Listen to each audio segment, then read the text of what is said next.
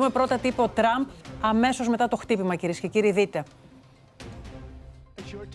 Πριν από λίγο, ο Αμερικανικός στρατός πραγματοποίησε μαζικά ακριβίας πλήγματα στις 3 βασικές πυρηνικές εγκαταστάσεις του Ιρανικού καθεστώτος: στο Φροντό, στην Αντάζ και στο Εσφαχάν.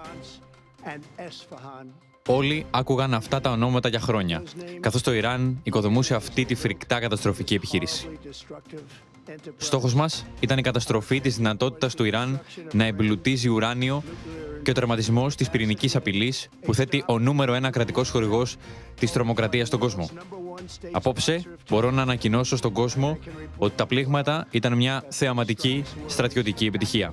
Οι εγκαταστάσεις εμπλουτισμού ουρανίου του Ιράν έχουν πλήρως και ολοκληρωτικά εξολοθρευτεί. Το Ιράν, ο νταΐς της Μέσης Ανατολής, πρέπει τώρα να επιλέξει την ειρήνη.